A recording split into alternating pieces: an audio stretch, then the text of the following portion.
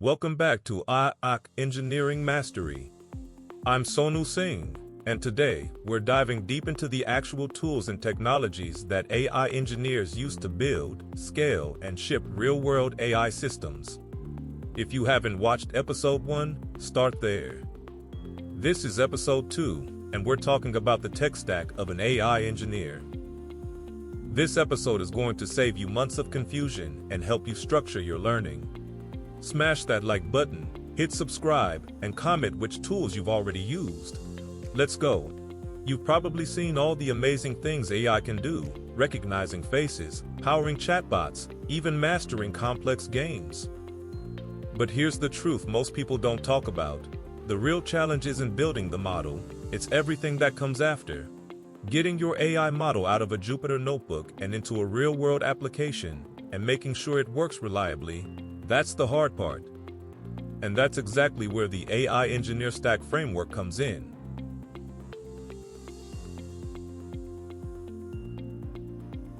If you've ever asked, how do I deploy this? How do I scale it? How do I monitor and update it without breaking everything? Congratulations, you're already thinking like an AI engineer. Today, we're breaking down the essential stack every AI engineer needs, the tools, platforms, and principles that bring AI to life in production environments. Let's start with the Machine Learning Development Lifecycle, or MDLC. It's made up of 5 key phases. 1. Data, collecting, cleaning, and organizing your data. 2. Training, building and iterating on your models. 3. Deployment, making those models available to applications. 4. Monitoring, tracking performance and catching failures.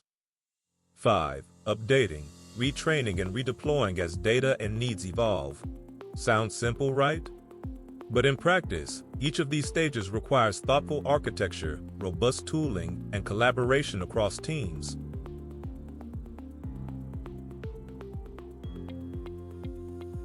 Why do we need a framework or a stack? Because real-world AI isn't just about model accuracy, it's about reliability, scalability, and sustainability. You're managing infrastructure, tracking experiments, deploying APIs, handling failures, and yes, keeping your code out of chaos. A good model alone won't cut it unless it's integrated into a well-oiled production system. Think of the AI engineer stack as a layered architecture, built on modern infrastructure like Kubernetes, where each layer solves a specific challenge of operationalizing ML. Let's walk through these layers, from bottom to top. 1. Data management. This is your foundation. It includes data cleaning, feature engineering, and most importantly, data versioning, tracking which data was used for which model version. Storage systems like S3, GCS, or MinIO play a big role here. 2. Training and experimentation. This is where models are built. Support for frameworks like TensorFlow, PyTorch, or Scikit-learn is essential. You'll also need hyperparameter tuning tools and access to compute resources like GPUs or TPUs. Reproducibility is key. Every experiment should be traceable and repeatable. 3. Orchestration, pipelines. Pipelines automate your entire workflow. From ingesting data to deploying a model, each step is a node in a pipeline DAG. Tools like Kubeflow pipelines make this automation seamless and ensure consistency and reproducibility at scale. 4. Model serving and deployment. Once trained, your model needs to be packaged and served. This means exposing it through APIs, typically REST or gRPC, while handling scalability, version control, and safe rollout strategies like Canary or Blue-Green deployments. Tools like TensorFlow, Serving, Selden Core, and KF Serving are popular choices. On Intel hardware, OpenVinyl helps optimize for performance. 5. Monitoring and observability. Here's where many teams drop the ball. Monitoring isn't just uptime, it's about detecting data drift, model drift, and spotting failures in real time. Metrics, logs, dashboards, and user feedback loops are all part of this layer. 6. Metadata and artifact tracking. Think of this as your system of record. Every dataset, model, training run, and parameter set should be tracked. Tools like MLflow or Kubernetes metadata make it possible to trace and debug any issue, anytime. Now, the good news? You don't have to stitch all of this together from scratch. Platforms like Kubernetes offer an integrated Kubernetes native stack for pipelines, training, serving, and metadata. Others like Red Hat OpenShift Data Science provide enterprise-grade tools and collaboration features on top of OpenShift. If you prefer fully managed solutions, cloud providers have you covered too. Platforms like Google Vertex AI provide end-to-end MLOps, from data to deployment, all in one place. Understanding the AI engineer stack is what separates hobby projects from production-ready systems. If you're serious about making real-world AI work, mastering this stack is non-negotiable. If this gave you clarity, hit that like button, subscribe for more breakdowns like this, and drop a comment letting us know what's in your AI stack. I'd love to hear about it.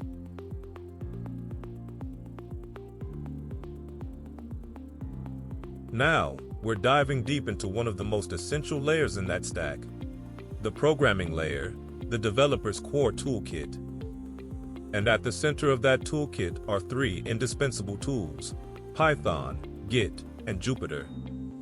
Whether you're building a predictive model or deploying AI in a production pipeline, this trio forms the backbone of your development workflow. They're the first tools you touch when starting a project, and the last ones involved in pushing it live. Let's unpack why Python, Git, and Jupyter are foundational to modern AI engineering.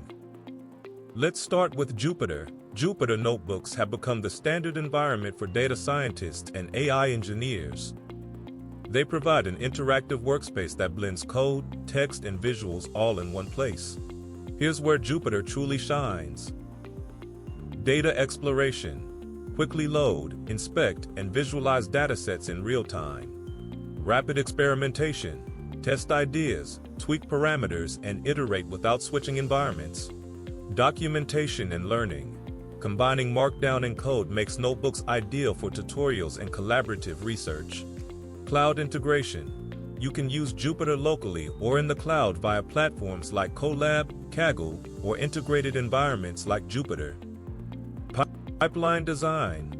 Advanced users can even build ML pipelines within Jupyter using visual tools and extensions. For experimentation and exploration, there's no better tool than Jupyter.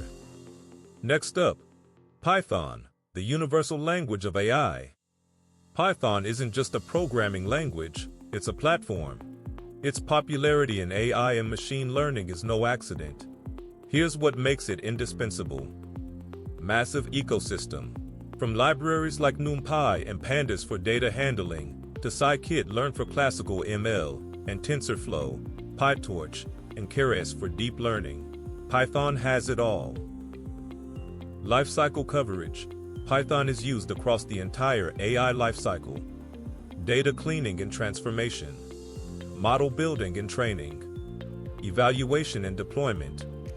API, development for serving models. Automation and monitoring. Developer-friendly. Python's syntax is clean, readable, and beginner-friendly, making it accessible for both newcomers and seasoned pros. Cloud-ready. Many ML platforms and MLOps tools offer Python SDKs, making it easy to integrate your code into cloud workflows. If you're serious about AI, Python isn't optional, it's mission-critical. Now let's talk about Git, the unsung hero of AI engineering. Git is much more than just version control. It's the glue that binds your entire workflow together. Here's why it's essential. Code versioning. Track every change to your codebase, compare versions, and collaborate without fear of breaking things. Team collaboration. Multiple contributors can work simultaneously using branches and pull requests. Reproducibility. Link your model outputs to specific code commits. Combine Git with data versioning tools to recreate entire experiments reliably. Automated workflows. Integrate Git with continuous integration and deployment tools to automatically trigger model training, testing, and deployment based on code changes. In AI, where reproducibility and traceability are vital, Git is your single source of truth. So how do these three tools come together? You might start in Jupyter, running some exploratory code and testing different models using Python. Once things start to solidify, that notebook code becomes well-structured Python scripts. From there, you commit everything to Git, track your changes, and trigger automated workflows to retrain or redeploy your models. It's a seamless flow from ideation to production. So there you have it. Python, Git, and Jupyter, the bedrock of the AI engineer's programming layer. Master these tools, and you'll be equipped to turn your AI concepts into high-impact, scalable solutions. If this video added value to your learning journey, drop a like, subscribe to Let's Talk About Data, and share your favorite Python or Git workflows in the comments. I'd love to hear how you're using these tools in your AI projects.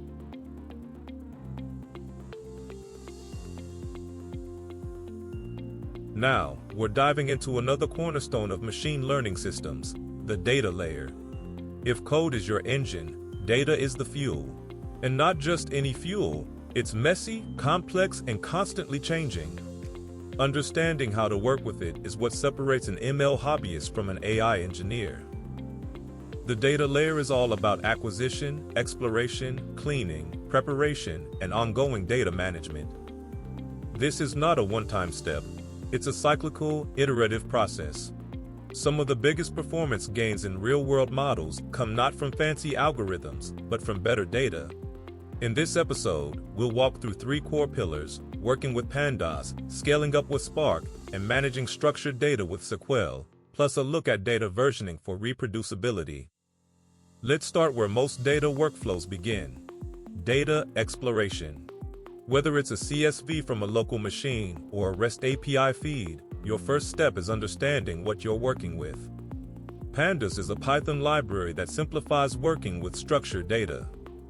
With just a few lines of code, you can load your dataset into a data frame, inspect its structure, clean up missing values, analyze trends, and even visualize patterns. It's ideal for datasets that fit comfortably on a single machine, great for development, testing, or quick insights. Pandas becomes your go-to when you're sketching out ideas or preparing smaller-scale models. But what happens when your data is just too big for your laptop to handle? Welcome to the world of distributed data processing. Apache Spark is designed to handle massive datasets across a cluster of machines. With its high-level Python API, PySpark, you can apply the same cleaning, transformation, and preparation techniques you'd use in Pandas, but at scale. Spark integrates with cloud platforms, data lakes, and streaming data sources. Whether you're cleaning a terabyte of logs or joining tables with billions of records, Spark lets you do it efficiently and fast. It even supports Spark SQL, so you can use familiar SQL syntax to query distributed datasets. Now let's zoom in on something that's both classic and still incredibly relevant: SQL and relational databases. Whether you're pulling transactional data for model training or querying a data warehouse for KPIs, SQL remains the lingua franca of structured data. It's used in everything from extracting and joining training data to running production analytics. Tools like Trino even let you run federated SQL queries across multiple systems. Knowing SQL gives you direct access to the structured backbone of most enterprise systems, making it an essential part of your data layer toolkit. Handling large-scale data is one thing. Reproducing your results 6 months later, that's a whole different challenge. This is where data versioning becomes crucial. Unlike code, you can't just commit a 500 gigabytes dataset to Git. Tools like Pachyderm bring Git-like version control to your data. You can create commits, branches, and track changes over time, all while storing large datasets efficiently. With data versioning, every model can be tied to the exact version of the data that trained it. This ensures reproducibility and traceability, which are foundational for production-grade ML systems. The data layer is the unsung hero of AI engineering. Whether it's quick insights with Pandas, scaling workloads with Spark, or managing structure with SQL, your ability to work with data at different levels of scale determines your system's success. Add in proper data versioning, and you're not just doing data science, you're building robust, production-ready AI systems. If you learned something today, hit that like button, subscribe for more deep dives into the AI engineer stack, and drop a comment. What's your go-to tool in the data layer?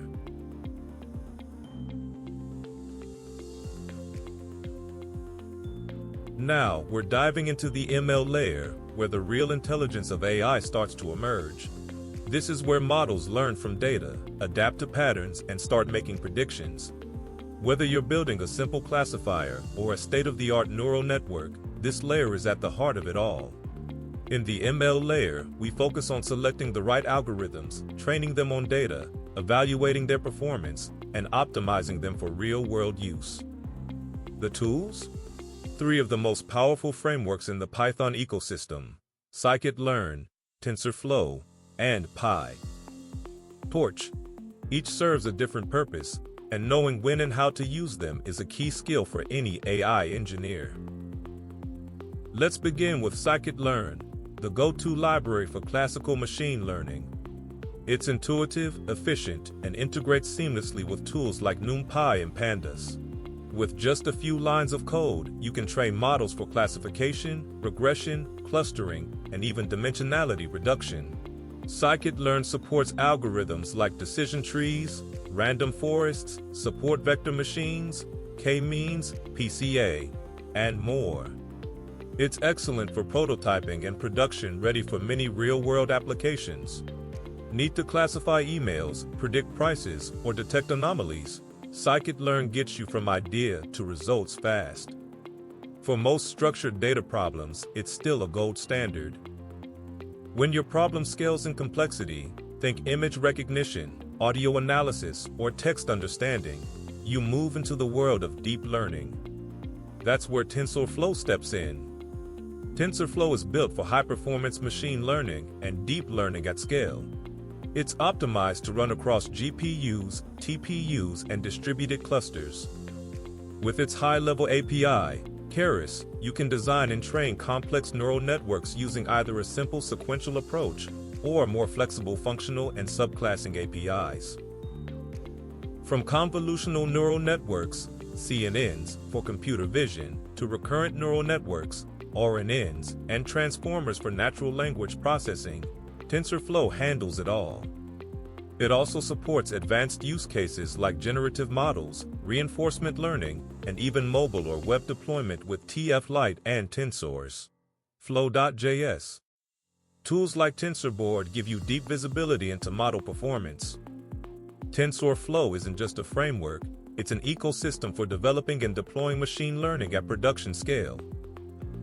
Then there's PyTorch, a favorite in research and increasingly used in production.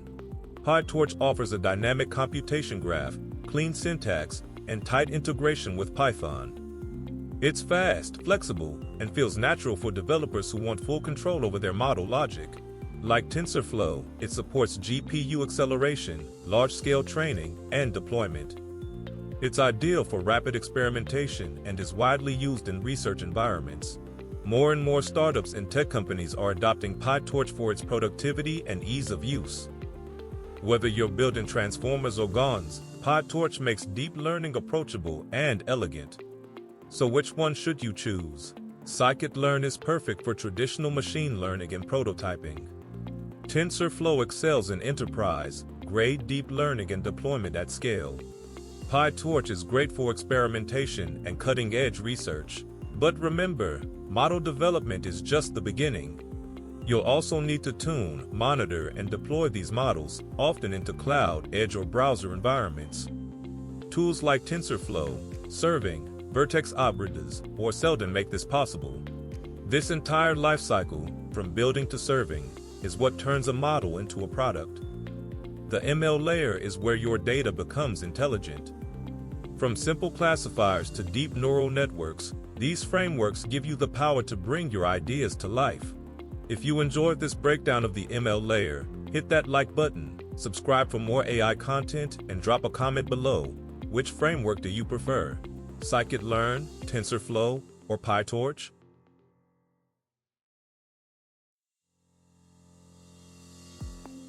So far, we've explored the programming layer, the data layer, and the ML layer, where the intelligence lives.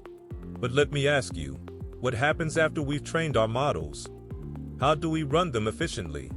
How do we serve them reliably, at scale and in production? That's where now we focus, the infra layer. The infra layer is the engine room of modern AI systems. It's where our experiments evolve into operational systems. It ensures our models aren't just smart, they're stable, scalable, and accessible. At the heart of this layer, two powerhouses, Docker for packaging and Kubernetes for orchestration. Let's start with Docker. Imagine packaging your entire ML application, code, libraries, dependencies, configurations, into a neat little box called a container. That's what Docker does. Containers ensure consistency. Whether you're running your model on your laptop, a cloud server, or inside a pipeline, the environment remains identical. No more, but it worked on my machine issues. And for AI engineers, this is mission critical. Here's where Docker really shines. Training pipelines. Your training scripts live inside Docker containers. Controlled, repeatable, and portable. Custom dev environments. Build your own Jupyter Lab container with every dependency pre-installed. Model serving. Package trained models and expose them via APIs, ready for real-time inference. Modular pipelines.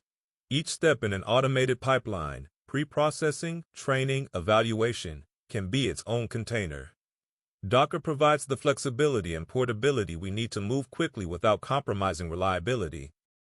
Now, Docker is great, but what if you're managing hundreds of containers across dozens of machines? That's where Kubernetes comes in. Kubernetes is the orchestration layer.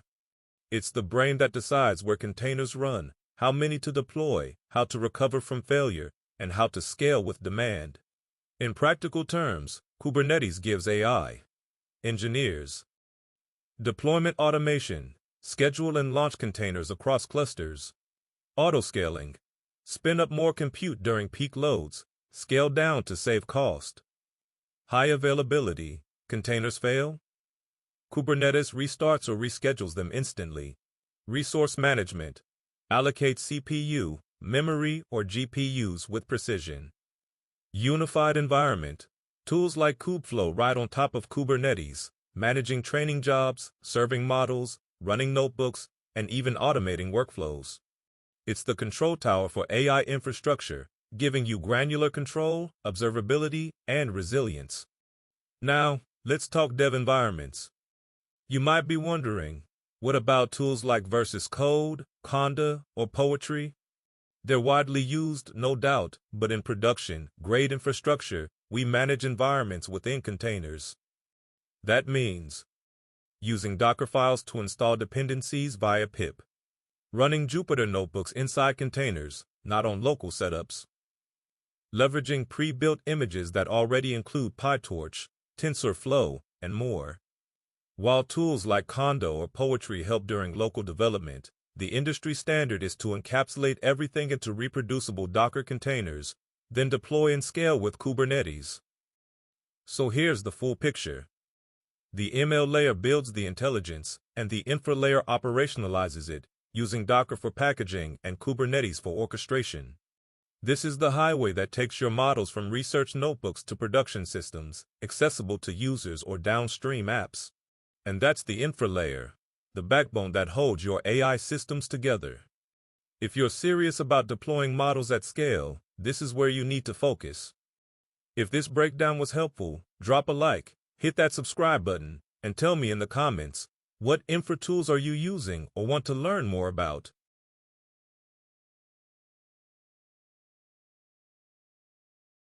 Today, we're taking the next big step, getting our models into the real world.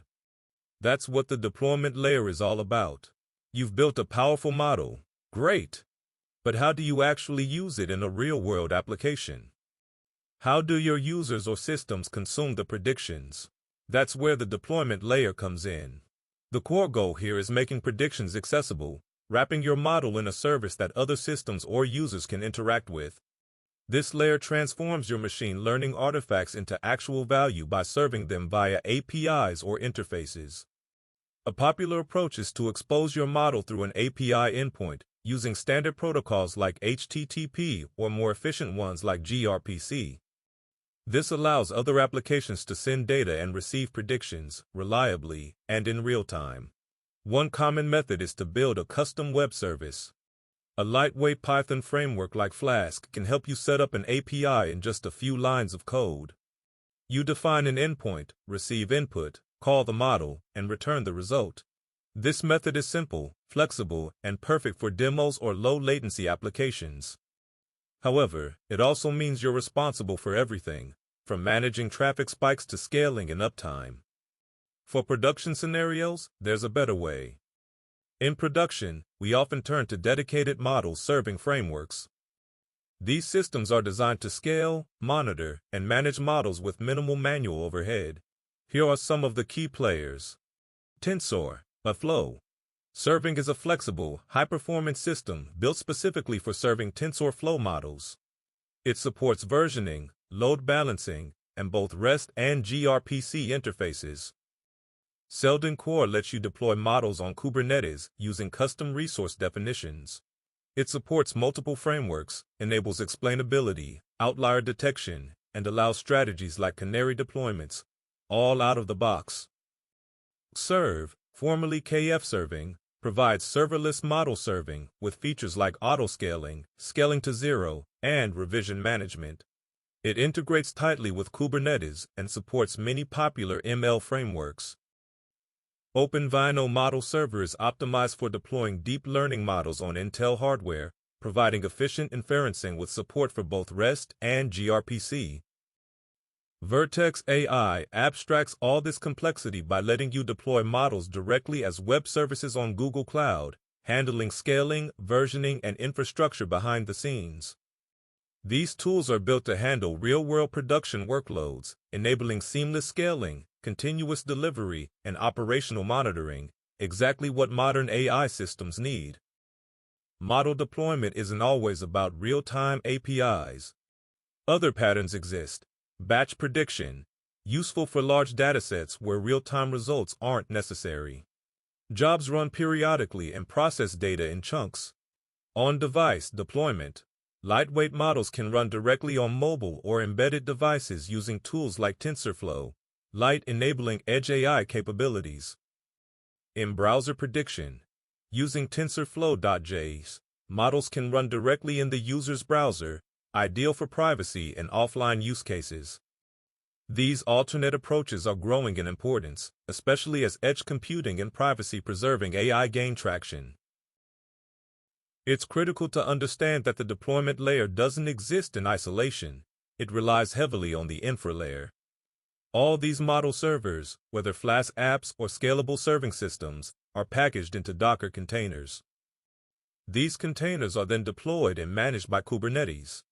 Infrastructure tooling provides the horsepower, while the deployment layer delivers the intelligence. This synergy is what enables robust, production-ready AI systems to run reliably and scale effortlessly. The deployment layer is where your model comes alive. This is where AI becomes more than an experiment. It becomes a product. Whether you start simple with Flask or scale up using tools like Seldon or Serve, learning how to serve your models is a game-changing skill. If this helped you connect the dots, hit that like button and subscribe for more hands-on AI content. Drop a comment. How do you deploy your models?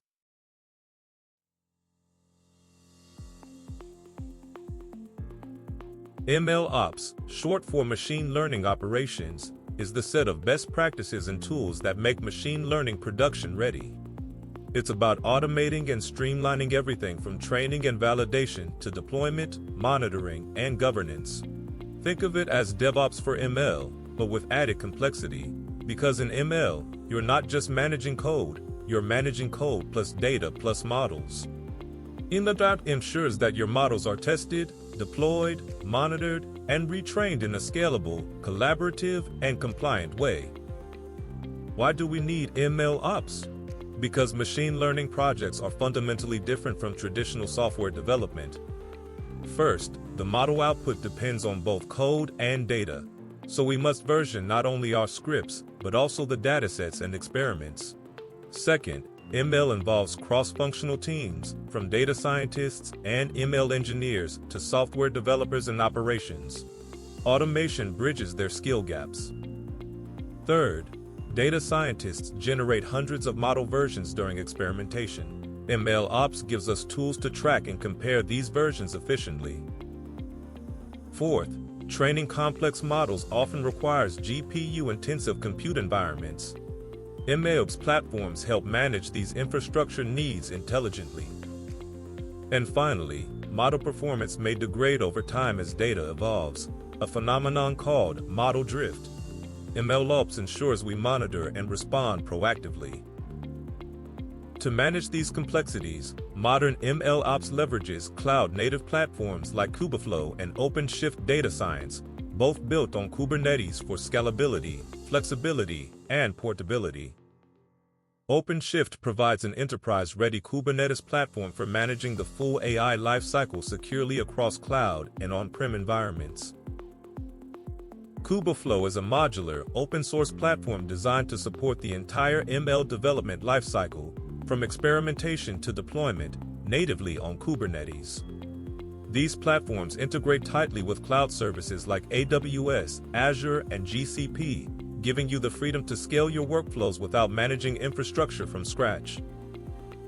At the heart of every ML project lies experiment tracking, the ability to log parameters, metrics, code versions, and results for every training run. That's where tools like MLflow shine. MLflow lets you record every detail of your ML experiments, so you can compare models, track changes, and reproduce results with confidence. It consists of components like a tracking server that logs metadata to a database, an artifact store for model binaries and outputs, and a visual interface to compare results across experiments. MLflow is highly flexible, working with local files, databases, cloud storage like S03, and even integrating into platforms like Kubeflow or OpenShift. Next comes automation, the core of scalable MLOps. Platforms like Kubeflow pipelines and OpenShift pipelines let you define end-to-end workflows for data preprocessing, model training, packaging, deployment monitoring.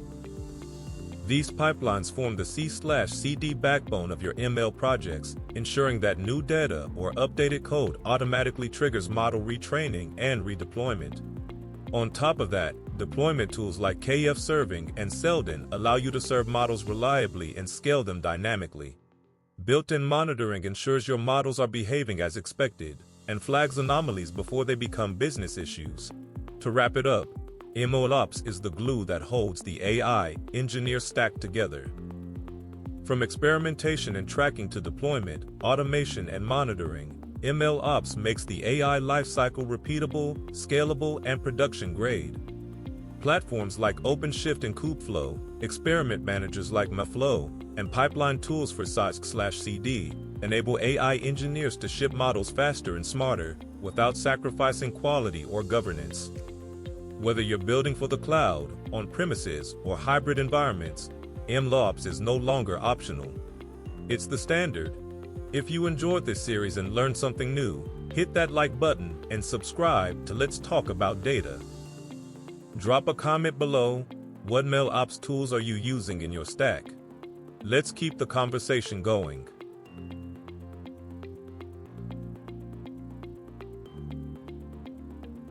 Now, we're diving into a crucial question. Does the ideal MLOps stack look the same for every organization? Spoiler alert, definitely not. Let's compare how startups and enterprises approach MLOps and why their tech stacks differ, not just in size, but in purpose. Startups and enterprises operate in different realities. For startups, the priority is clear: speed to market.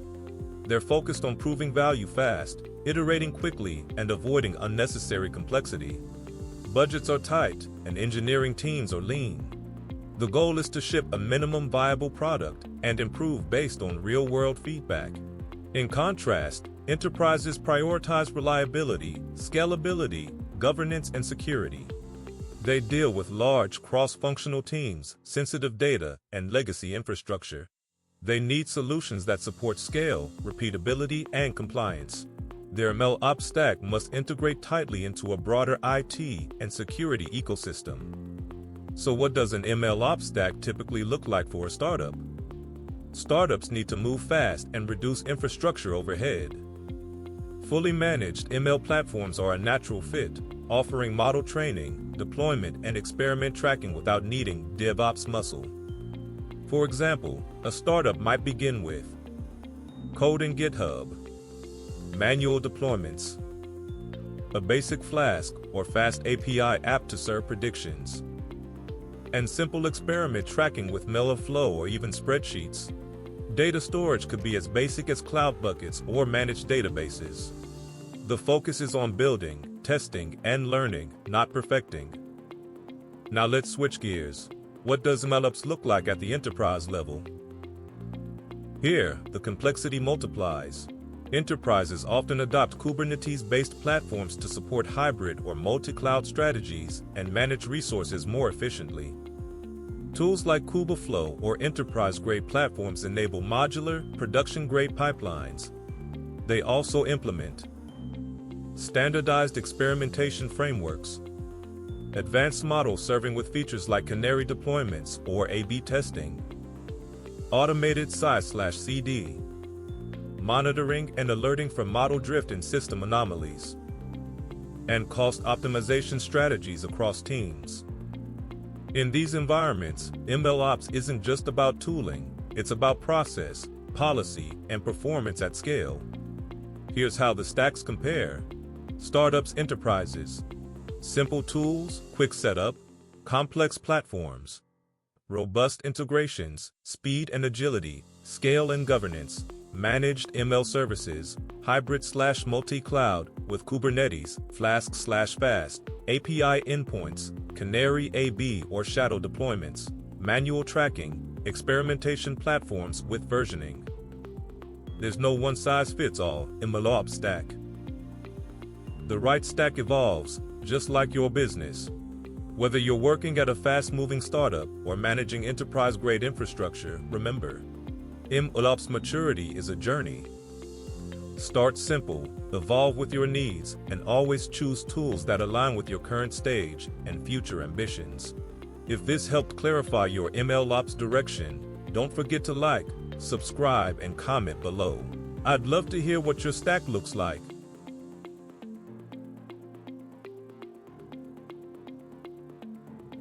Let's recap. Your AI stack includes Python plus Gitaferas, Pandas plus SQL, Scikit-learn plus TensorFlow, Docker plus Kubernetes, FastAPI plus Gradio, MLflow plus W&B. Don't forget to subscribe. Episode 3 drops Wednesday, and we'll actually set up this stack step by step. See you then.